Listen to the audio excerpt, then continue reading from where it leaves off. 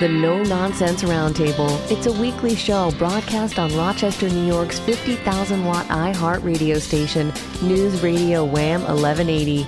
The host, Dom Geneva, interviews guests from all walks of life, all with amazing stories to tell. What you are about to hear is a recording of a previous broadcast with limited commercials. Now, here's host, Dom Geneva.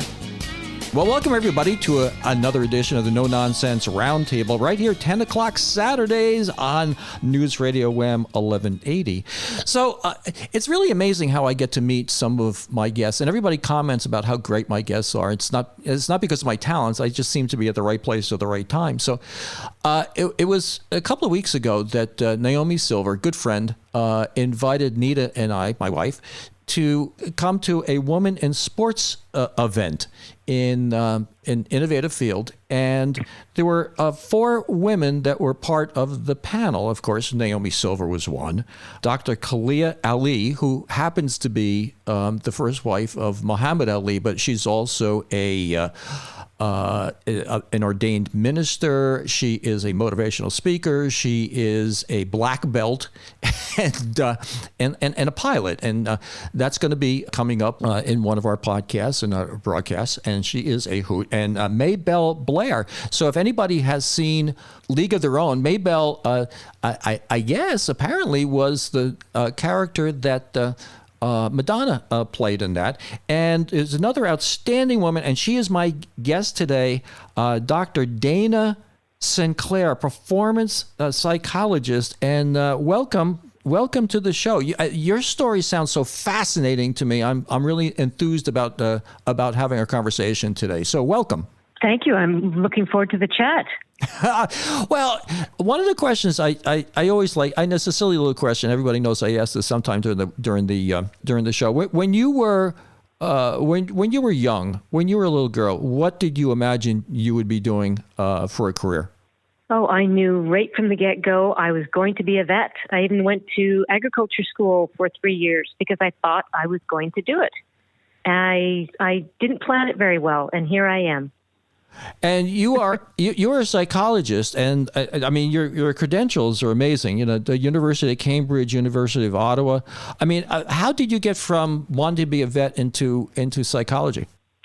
Well, I started playing field hockey. I was on the national team when I was young, and I was at university at the same time.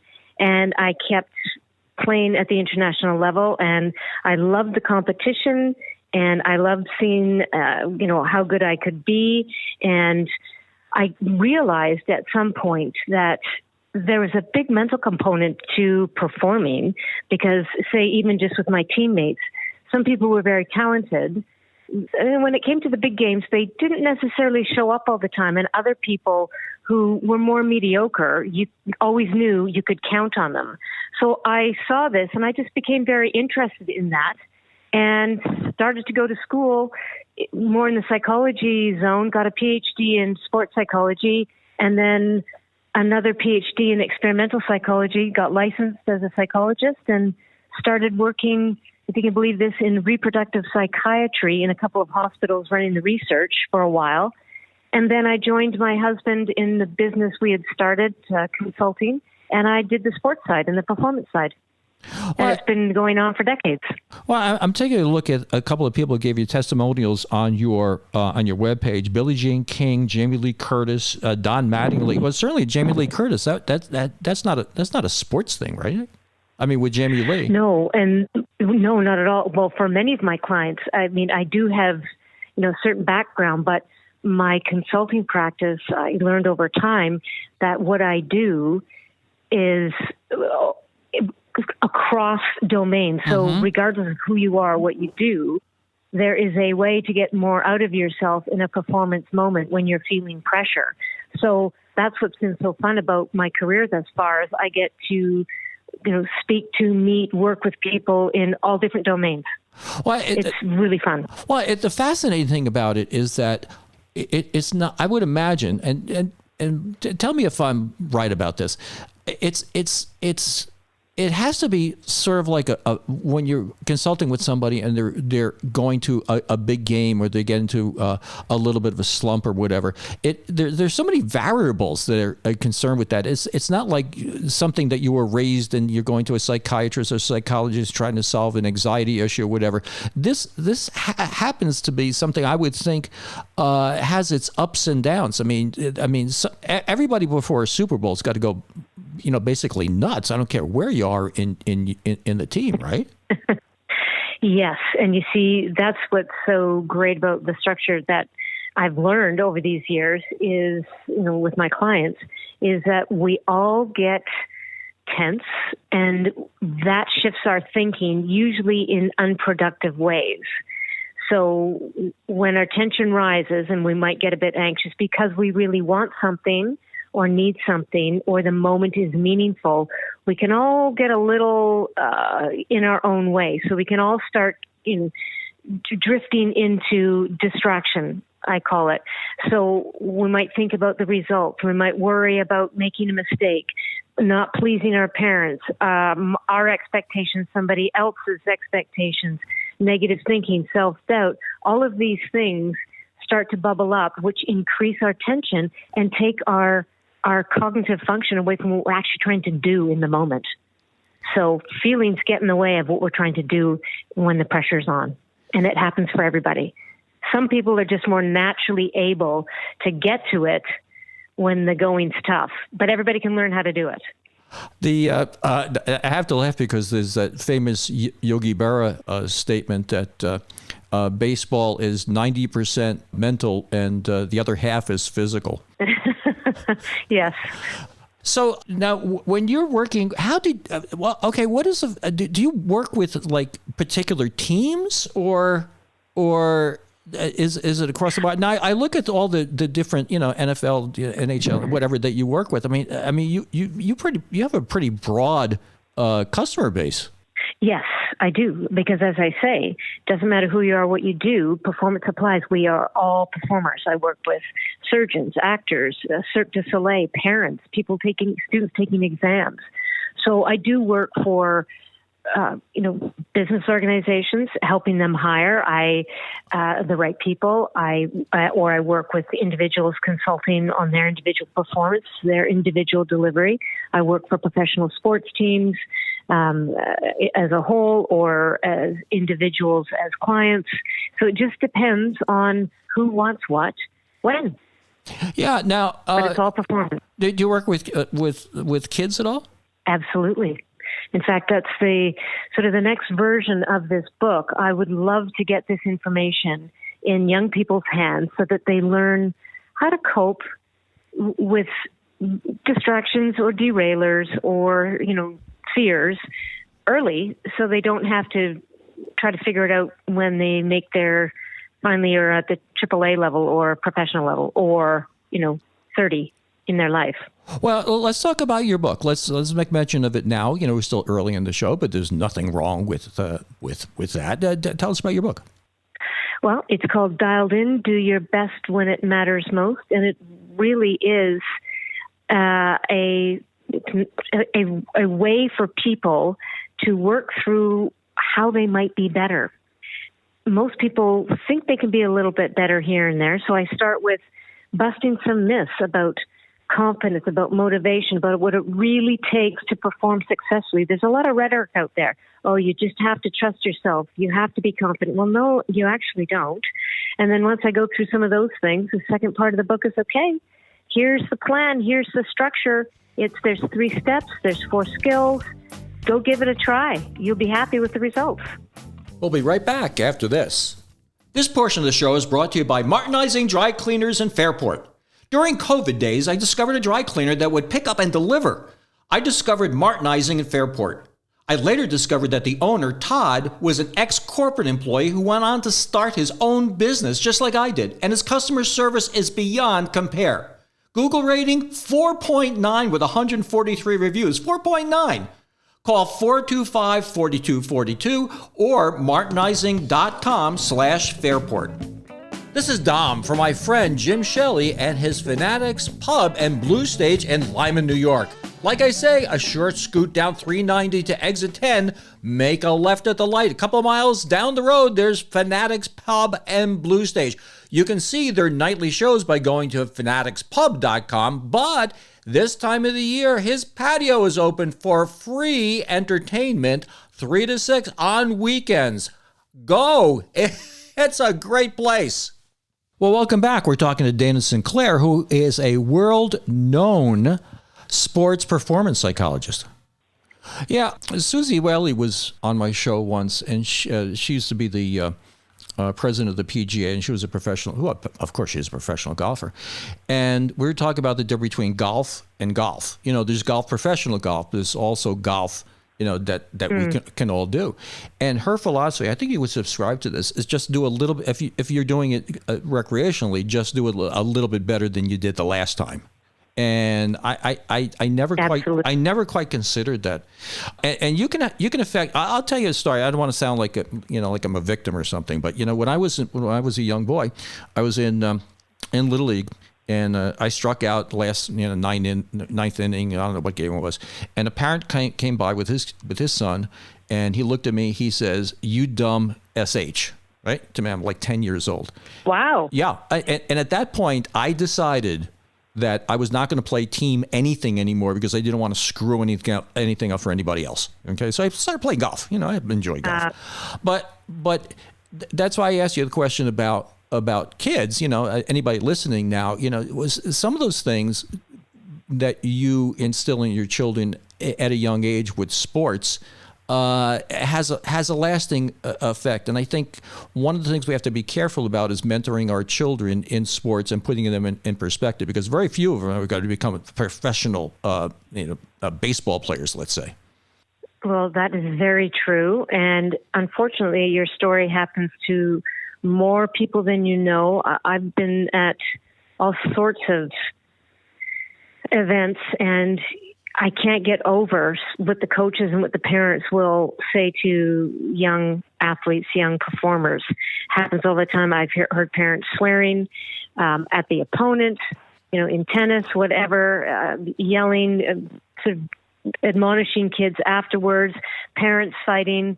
It's one of my big, pieces of advice when it comes to parents is most of them just, there's a lot of good parents out there, but a lot of them just have to back off and leave their kids alone a little bit, or at least try to give them feedback in a different manner. It can get ridiculous.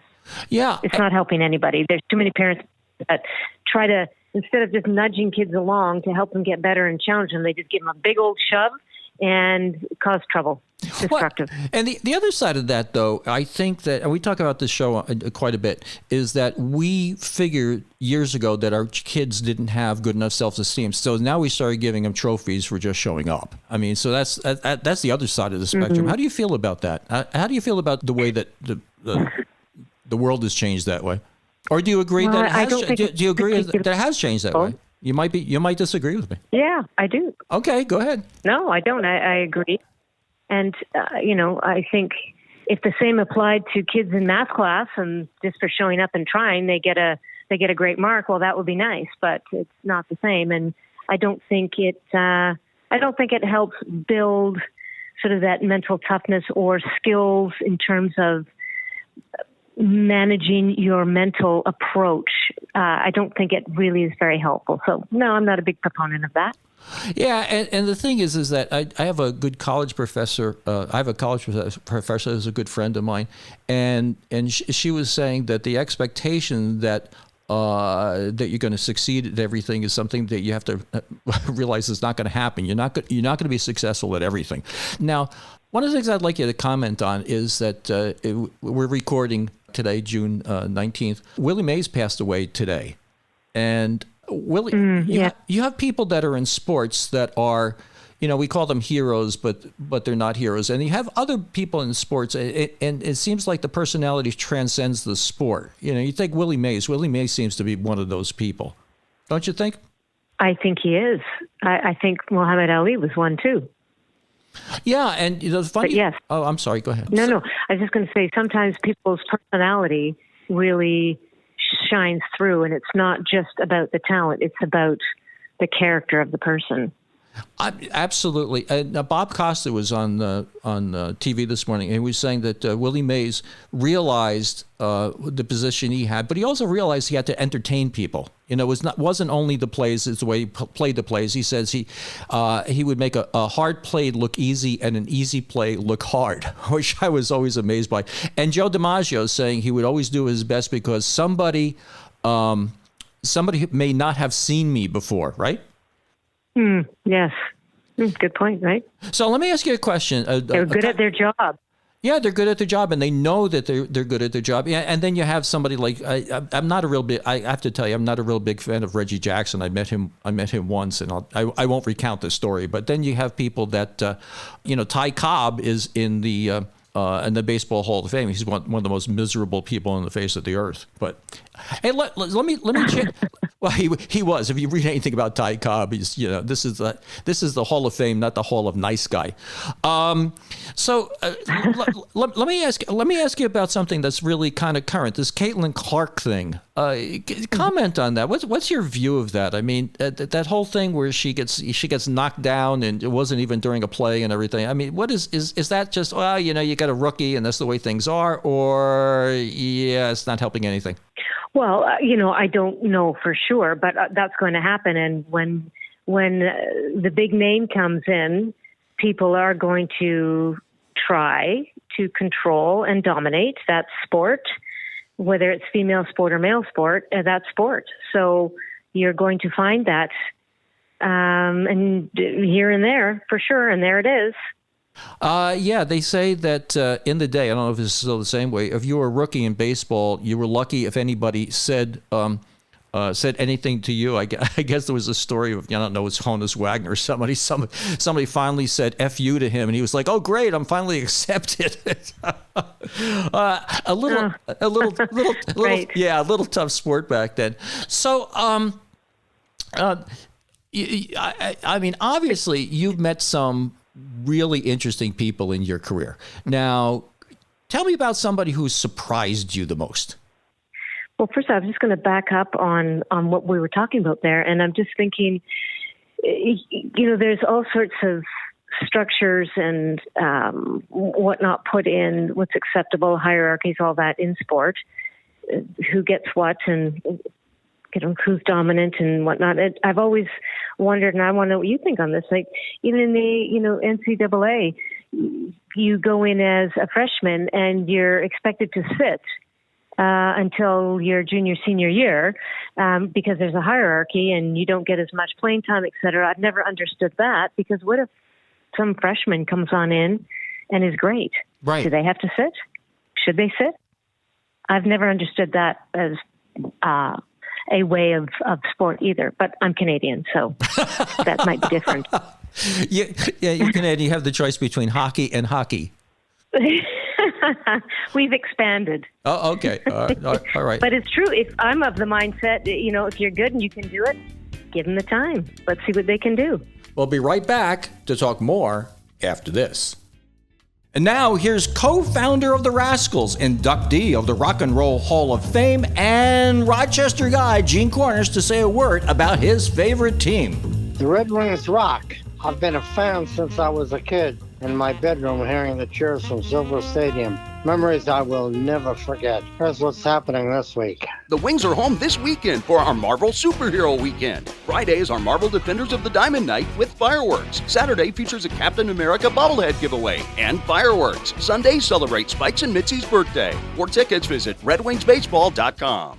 Well, welcome back. We're talking to Dana Sinclair, who is a sports performance psychologist. She's worked with so many national teams, you wouldn't even believe it. Well, let's talk about one of the elephants in the room. There are a lot of elephants in the room, but the transgender thing and swimming in particular and whatever. Can you comment on that? Tell me your read on that issue.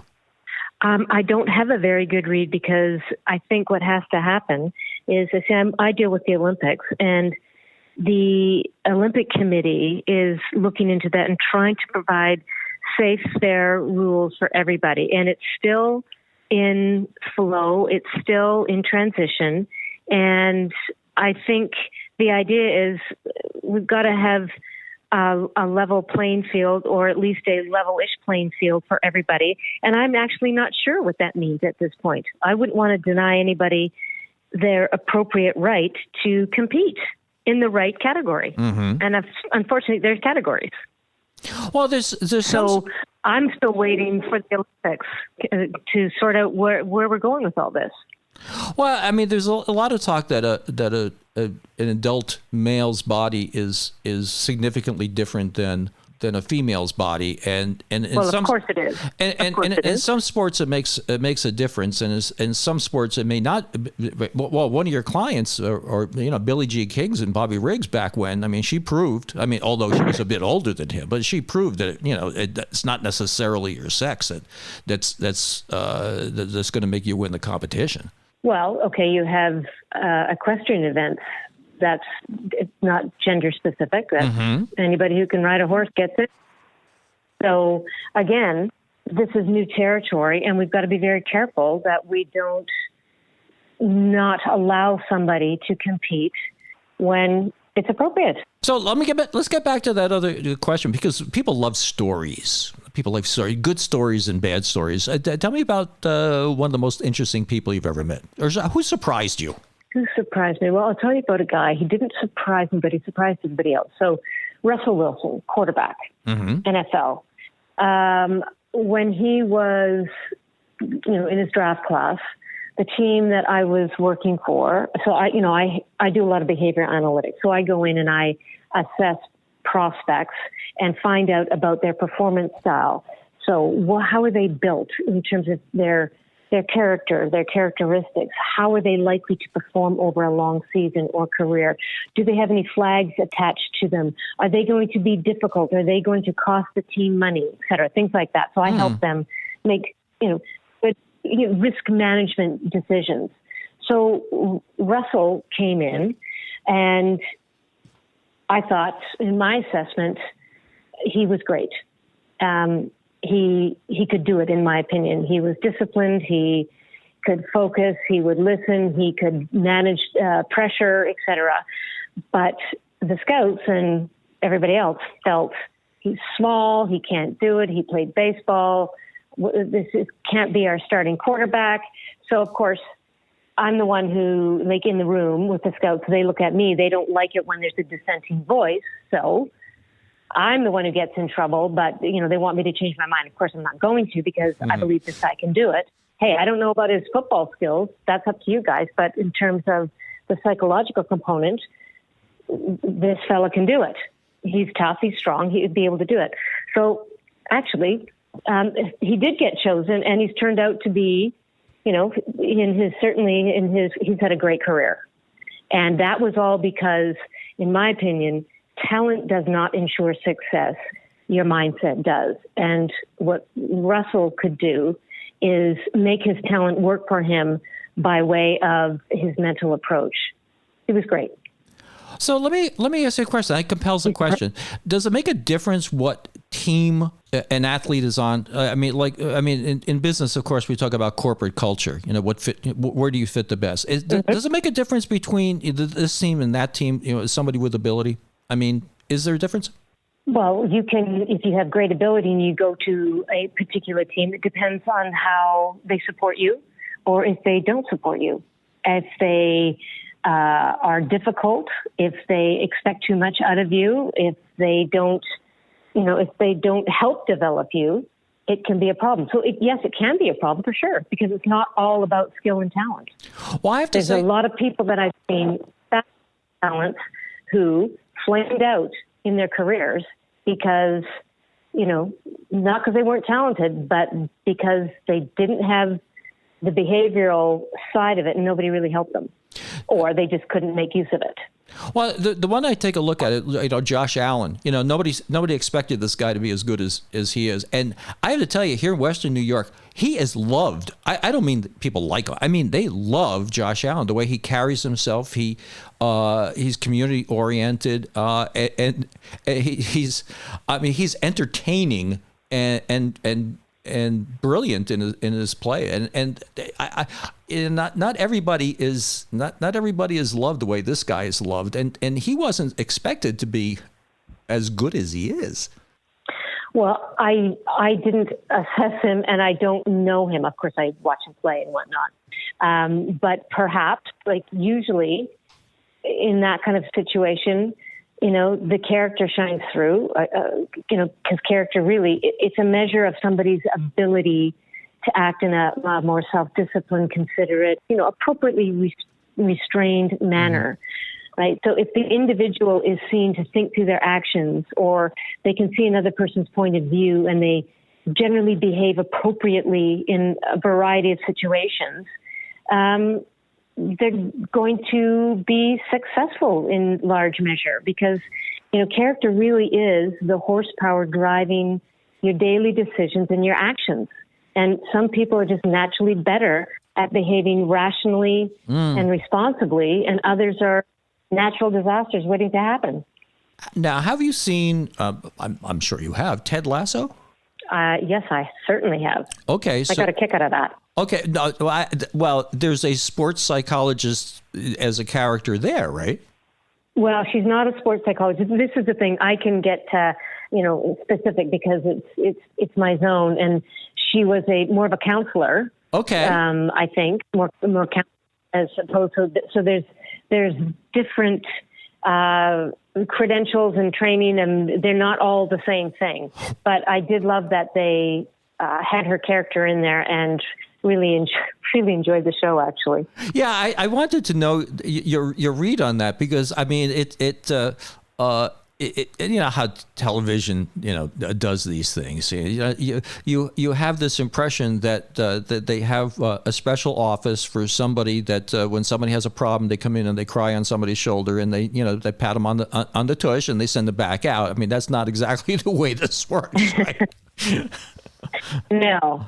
Like in my work life, okay, I see people in my office, but not that often. I'm on sidelines, I'm in dugouts, I'm in boardrooms, I'm, in training rooms, I'm in stairwells, whatever. There's, any sort of place where there's a bit of time and space to tweak something, or, talk about the good stuff or what we need to work on. It isn't sort of, okay, cry on my shoulder and out you go. It's more, okay, what's the problem? We've got to get to it right now. Okay, go. We'll deal with any other fallout later. You're listening to the No Nonsense Roundtable. We'll see you after this. This is Dom for my friend John McClurg. John has 2 dealerships, McClurg Chrysler Dodge Jeep Ram and McClurg Chevrolet, both in Perry. Hey, you don't buy a car all that often, so when you do, shouldn't you go to a place you can put your trust in? You can depend on McClurg. John's dealerships are family dealerships, where people you deal with today are the people you will deal with tomorrow. No nonsense. Go visit them at McClurg, ChryslerDodgeJeep.com or McClurgChevrolet.com. This is Dom for my friends at Jack Greco Furniture. You drive your car, you live with your furniture. That's why Nita and I buy our furniture locally from Jack Greco. Hey, lots of old name furniture manufacturers switch to mass production, producing their furniture who knows where. Why settle for that? Jack has quality pieces made by true craftsmen, and if you need a custom piece, Jack can do that for you too. The season's upon us. Jack has quality outdoor furniture you won't find anywhere else. Go to jackgreco.com. Well, we're continuing our conversation with Dana Sinclair, who is a world-renowned author and sports psychologist. Do you have any story you can tell me that maybe I'm being a little I don't know, a little naughty here asking you this question, but can you tell me any story that you've gone through and you've seen in sports, and you look at something and you go, oh my God, I could have predicted that was going to happen? Well, often you can predict that when teams are playing against one another in championships. And you are being naughty. I can't tell you a story, but maybe off But air. yeah. Yeah, maybe off air you might be able to tell me a story. But yeah, go ahead. I can't tell you the story. As much as you can. Go ahead. I will tell you a story. Okay. Okay. So it doesn't really matter what sport because it's happened in all sports. So again, more in terms of draft, a team was going to select some guy, and my opinion was do not do. In terms of the only people I say, please be careful. And if you're going to take this person, you need to have an exit strategy. So there was one fellow, super talented, 5-tool player, and he's a red flag. He was undisciplined. He was going to be toxic in the clubhouse. He was fun and loud and nice, but he was, fun and loud and nice and uncontrolled and reactive and undisciplined. And oh my goodness, it was going to be a problem. So obviously I have to state my case and say, this is going to cost you money. No amount of babysitting is going to help. And they took him anyway. This in the early days when they, it takes teams sometimes a mistake or two before they stop doing this. But this fellow, they tried everything to keep him showing up on time, not having fights on the field, not causing friction and fragmentation in the clubhouse. He was in people's faces. He'd threatened somebody with a bat once. He didn't do his work. It was really starting to be a problem. So they doubled down, talk to the owner, talk to the GM, get another babysitter, somebody be with him all the time. He was getting speeding tickets that were out of control. He was out all night. Finally, they couldn't take it anymore, and they realized they had to move on. So they finally traded this guy, and that happens more than you know. And it's all based on character and being too toxic in your performance style and some characteristics that leads to, it's going to be destructive. It might take a while, but it's going to be destructive. It's going to cost you. That happens all the time. So, in other words, you probably had a good case of "I told you so" that you can't actually go to the owner and say maybe you did. Absolutely. Did you go to him and say "I told you so"? Probably not, right? No, I didn't say I told you so, but of course I said, look, you're going to have to do something about this. It's not going to work. So, in a more recent version of that now, I'm always saying, okay, if you're going to take this guy, this is what's going to happen. So just promise me that you have an exit plan. You can, when you terminate this guy, you can terminate him without costing you a ton of money, and that he knows the rules, he knows what's coming, and if he steps over the line and he's gone, you will not, lose your shirt. Well, so they now are good at an exit plan. I certainly don't do your job, and I'm nowhere close to being a psychological expert. But I think people do that when they get married or whatever. I mean, so and so has got this problem, but it's okay, and we'll work through it. And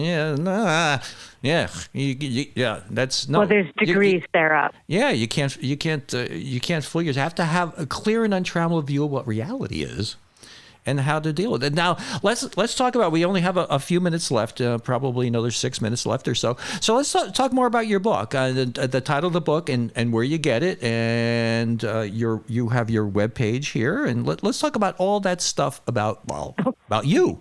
Okay. Okay, great. Well, it's called Dialed In, Do Your Best When It Matters Most.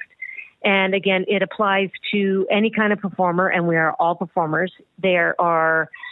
You can get it on Amazon. You can get it at any big bookstore. You can get it, off my website, drdanasinclair.com.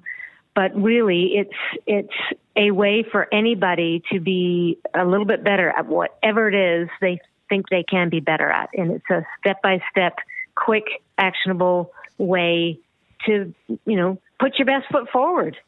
Because guess what? When you get a little bit of results, it is very satisfying. And it is one of the best ways to keep on the right side of your mental health if you're feeling good about how you're actually stepping into the office or dealing with people at home or wherever. And your website is a doctor. What's a DR? So it's DanaSinclair.com. Dr. DANI. DANA. Dr. Dana Sinclair. .com. Yeah. SINCLAIR. Yeah, and we only have, like I said, a very short time left. So, tell me about the most fun thing about what you do. Oh, I absolutely love to see people perform and feel good about it. I love to see them put sort of the mental skills or their mental abilities into action and get better. It's so much fun. And, I always remind people it takes courage to try to be good, but you can do it. Give it a go. Like, grab one of these skills out of the book and give it a try, or just think about what might get in your way and have the courage to face one of those fears, because it's probably not as bad as you think it is. And you know what? This way, if you can find a way around it, you're going to be a pretty happy person. I mean, enough of all the buzzwords, being resilient and grit and, coping with adversity. Those are great, but nobody tells you how to do it. I want to show people how to do it. And that's what I hope I've done with this book. Well, I guess it sounds like, if I was to summarize it, feel your fears and overcome them, or feel your fear and do it anyway, right? Well, that's right. But you can't do it unless you've sort of pre-planned it and know when it's going to hit you. You've got to be ready for it. Yep. All good advice. Well, otherwise it's like leaving it to. Yeah, I absolutely. The thing is that the book is available on Amazon. You said, right? Yes, and Barnes and Noble, any big bookstore. Well, and e-reader. Well, it was delightful to meet you. Let me just ask you a question. How did that whole thing get together? Naomi called you guys, or was it something you do at different stadiums, or what? I mean, that was a very, very nice presentation. How did the whole thing come together? Well, the Red Wings called me. I actually worked for Washington Nationals. Oh, okay. Yep, and I had been stadium here and there. I met Naomi over every time that I came into town to work with some of the guys that were, obviously moving on up. And so I got the call, and I was very pleased to be involved. Naomi's wonderful, and I had a great time, and it was nice to meet you and have a nice chat, Dom. Well, I appreciate that. The thing about the Red Wings is they've woven their way into the culture of Rochester. They're community-oriented. They're great people, and they're a great team. But you go... we use the Red Wings for my girls and I to bond. We would go to the ball game together, the four of us, and spend a nice summer's day or evening watching a ball game. One of my daughters would score the game, and that's what sports can do for you. This sports can bond you too, which is all well and good, and a good thing for us. So I appreciate you coming on the show. It's delightful to meet you. If you ever come back to Rochester, I'll make you some Italian food. How about that? I'll be there. All right. Well, Dr. Dana, thank you ever so much for coming on the show. And everybody, you all know, if it's Saturday at 10 o'clock, it's the No Nonsense Roundtable. Thanks for listening. Tune in every Saturday from 10 to 11 on News Radio Wham 1180. Don't forget to like and subscribe, and we'll make more.